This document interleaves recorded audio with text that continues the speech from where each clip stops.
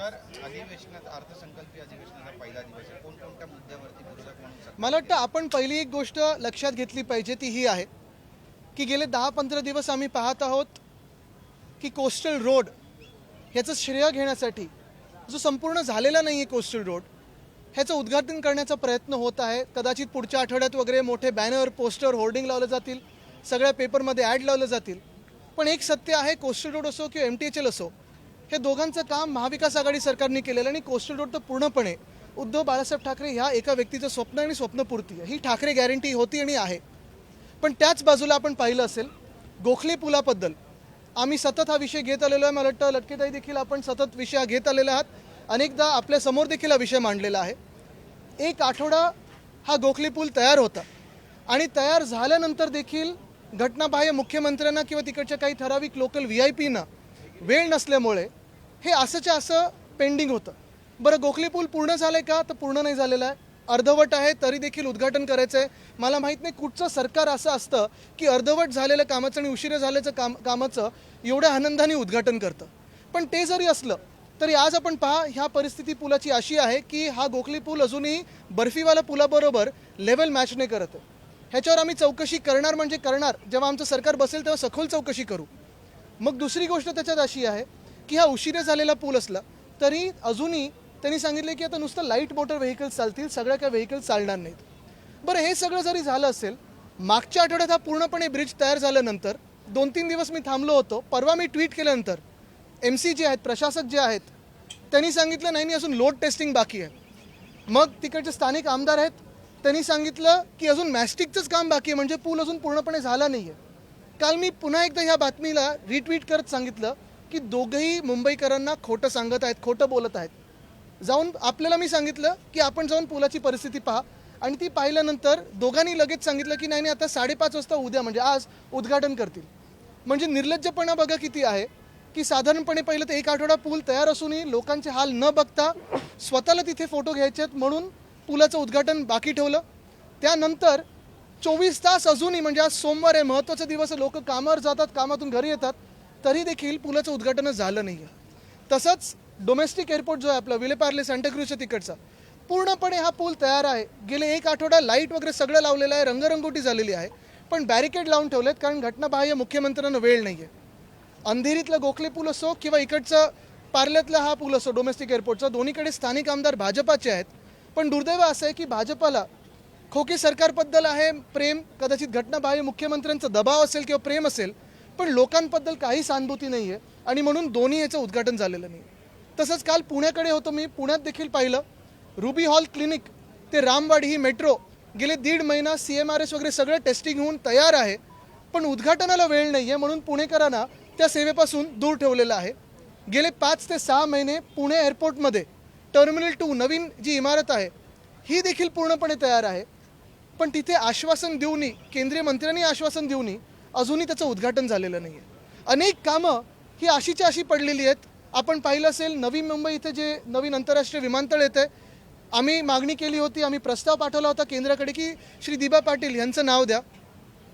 अयोध्येतलं नाव दिलेलं आहे, गोव्यामधलं नाव दिलेलं आहे, पण महाराष्ट्रात आहे म्हणून नवी मुंबईत एका व्यक्तीचं नाव द्यायचं नाही, श्री दिबा पाटील यांचं नाव द्यायचं नाही, ह्या द्वेषाने भाजप सरकार हे काम करत आहे. तसंच आपण पाहिलं असेल साधारणपणे 4 वर्षापूर्वी छत्रपती संभाजीनगर येथे जे विमानतळ आहे तिथे छत्रपती संभाजी महाराज हे नाव आपण नामकरण ह्या असेंब्लीमध्ये केलं होतं आणि केंद्राकडे प्रस्ताव पाठवला होता. 4 वर्ष झाली. पुन्हा एकदा सांगतो, अयोध्येच्या विमानतळाला एका व्यक्तीवरनं नाव दिलेलं आहे. गोव्यातल्या जे मोपा एअरपोर्ट आहे तिथे मला वाटतं जे भाजपचे एकनिष्ठ कार्यकर्ते होते आणि तिकडचे मुख्यमंत्री होते मनोहर पर्रिकर साहेब, त्यांचं नाव दिलेलं आहे. पण महाराष्ट्रात छत्रपती संभाजी महाराजांचं नाव की श्री दिबा पाटलांचं नाव आपण देत होतो म्हणून त्या द्वेषापोटी केंद्र सरकारने महाराष्ट्रावर अन्याय करायचा म्हणून ही नावं 4 वर्ष आणि 2 वर्षात झाली मंजूर केलेली नाहीत. हा नक्की द्वेष महाराष्ट्रावर एवढा का आहे?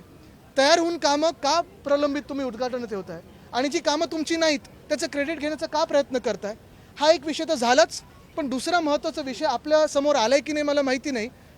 मुंबई महानगरपालिकेचे जे प्रशासक आहेत आणि काही AMC आहेत त्यांची बदली ही ओव्हरड्यू आहे, 4 वर्ष झालेले आहेत. तसंच पुणे महानगरपालिका आहे, हे जे प्रशासक आहेत माझ्या कानावर जे आलेलं आहे काही मंत्री खोके सरकारमधल्या तर बोली लावत आहेत ती पदं देण्यासाठी. आणि जे आत्ताचे प्रशासक आहेत त्यांना सांगतात ही लवकर लवकर कामं आटपा, एवढे खोके आम्हाला पाहिजेत तरच तुमची बदली होईल. इलेक्शन कमिशनकडून सूचना आलेली आहे की यांची बदली ताबडतोब झाली पाहिजे. तरी देखील घटनाबाह्य सरकार हे काम का नाही करत आहे, इलेक्शन कमिशनचं का अपमान करत आहे मला माहीत नाही. ज्या मराठा आंदोलन सुरू आहे त्यामध्ये कुठेतरी उद्धव ठाकरे आणि शरद पवार यांनी दिलेल्या स्क्रिप्ट आहे ते मनोज जरांगे पाटील वाचतात असं म्हटलं. नाही, मला एक विचारायचं आहे की आपण पाहिलं असेल मागच्या अधिवेशनात जे आरक्षण दिलं, हे आरक्षण आपण देणार होतो हे सगळ्यांना माहिती होतं. तरी देखील मग पहिलं जो जालन्यात लाठीचार्ज झाला, जी डोकी फोडली गेली, ते त्याच्या मागचा जनरल डायर कोण, मुख्यमंत्री की दोन उपमुख्यमंत्री, हे अजून लोकांसमोर आलं नाही आहे. बरं, ते सगळं झाल्यानंतर आपण पाहत असाल दिल्लीत जे शेतकऱ्यांचं आंदोलन असेल ते, किंवा इथे जे आता मराठा समाज पुन्हा एकदा आंदोलन करत आहे ते, ह्यांना लेबलं का लावली जातात? काल परवाकडे पण एक कॉन्ट्रॅक्टर कोणतरी आहेत भाजपाचे, ते बोललेले आहेत की उपकार आहेत आमचे तुमच्या समाजावर वगैरे. हे कसलं, म्हणजे समाजावर कोण उपकार करू शकतं का? खरं म्हणजे कोणी आंदोलन करून येत असेल, कोणी मोर्चा घेऊन येत असेल, सामोरी जावाडी जे काही आहे ते स्पष्ट बोलावं. खोटं बोलण्याची किंवा त्यांचा अपमान करण्याची किंवा समाजाचा अपमान करण्याची गरजच नसते. आपण ऐकून घेऊ शकता आणि जे सत्य आहे ते सांगू शकता की हे ठीक आहे, हे शक्य आहे, हे शक्य नाही आहे.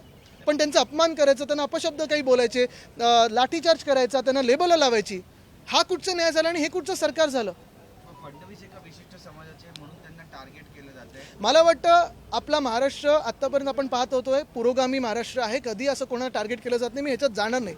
पण मुख्य गोष्ट हीच आहे, पुन्हा पुन्हा मी सांगेन, पुन्हा सांगेन मी, की कुठच्याही समाजाचा अपमान करण्याची गरज नाही आहे, कोणालाही अपशब्द किंवा लेबलं लावण्याची गरज नाही. जसं आता शेतकऱ्यांना दिल्लीत जे चालत परवाच भाजपातलं कोणतरी बोललं ते अर्बन नक्सल आहे, हे तसंच मला वाटतं थोड्या दिवसांनी आपण पाहिले प्रत्येक कोणी आंदोलन करत अशीच लेबलं लावली जातील. गरज नाही आहे. सहकारी ते बाहेर येऊन एका पाठोपाठ एक पत्रकार परिषद घेत आहे. तर आता मनोज जरांगे पाटील यांना फसवण्याचा ट्रॅप सुरू आहे असं वाटतं? नाही, मी त्याच्यात जास्ती खोलावर जाणार नाही. मला वाटतं सरकारला त्याच्यावर काही बोलू दे. जरांगे पाटील ज्या पद्धतीने राहुल नार्वेकर गेले 2-3 दिवस जात आहेत, काय तुमचं म्हणणं आहे? त्यावर ते आरोप करतायत की मतदारसंघात साधी कामं सुद्धा झालेली नाही, मला वाटतं त्यांना सांगितलेलं लोकसभेसाठी तयारी करा. पण असो, ते जरी असलं तरी चांगलं आहे. मी इतरांना पण सांगेन की प्लीज येऊन बघा, कारण पालकमंत्री तर प्रत्येक आठवड्यात गल्लीत फिरत असतात. स्वतःच्या मतदारसंघाकडे जरी त्यांनी दुर्लक्ष केलं असेल दोघांनी, तरी ते वरळी A+ कसं झालंय हे नक्की बघायला येतात. हे मी तुम्हाला 5 वर्षापूर्वी सांगितलेलं की जगभरातून लोक येतील, ते आता सत्य ठरतंय, तर चांगले आनंद आहे. राजकारणातलं केंद्रबिंदू झालंय का? नक्कीच.